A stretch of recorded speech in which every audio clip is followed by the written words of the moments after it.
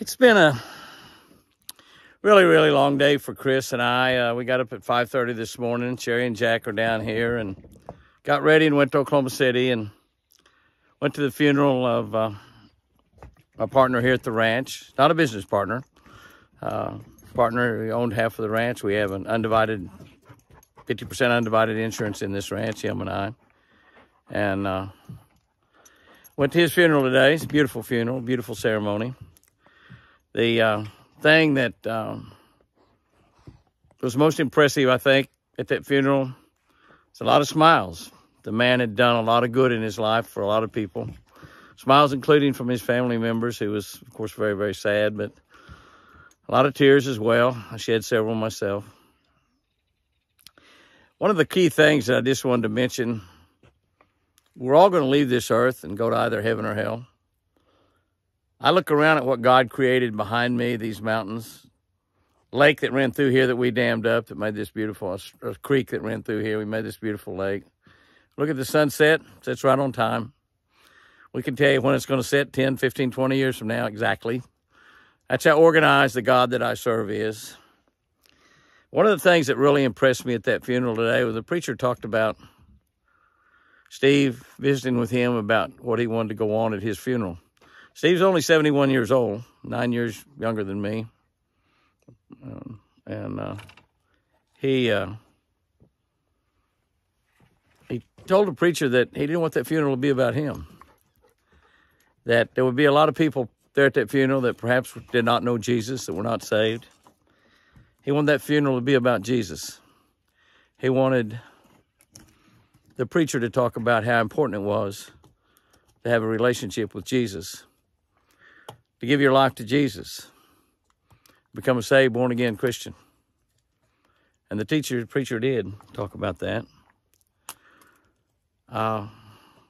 Steve's in heaven now. We don't know exactly what heaven's like. We were told quite a bit about heaven in the Bible, but just a little tiny fraction about what heaven's really like. Heaven's probably a lot of different things to different people. Probably might depend, I've talked about this before, it might depend on what the things that you enjoy in your life, and that'll be there for you in heaven. But heaven's with God. Heaven, where we're there with Jesus. That's about all we need right there when you really think about it. It's all we need right here on this earth, is to be with God, to be with Jesus. And I know that when my dad died back in January 1990, I knew there'd be a lot of people that was unsaved in that church. The church was packed plumb to the max, more than the max. And just like the church was this morning for Steve Wells. And even family members I knew that were not saved. I wanted to present the gospel. I knew I wasn't a tough enough man to get up there and present the gospel in front of those folks at that particular time when my dad had died. Even though I present the gospel in a lot of churches all over this nation. No problem, no problem. But I knew I couldn't do it then.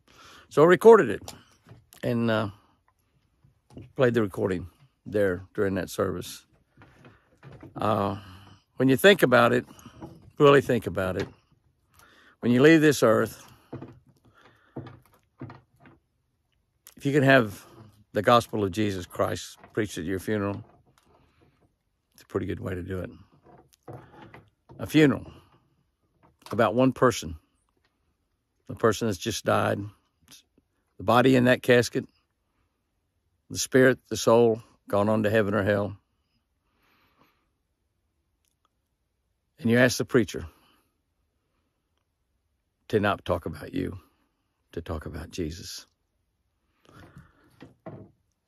I was so impressed by that. And it just reaffirmed what I knew about my friend, my ranch partner, Steve Wells. He's a great man. A great man. He's home now, waiting on the rest of us to show up. I'll see him again one day.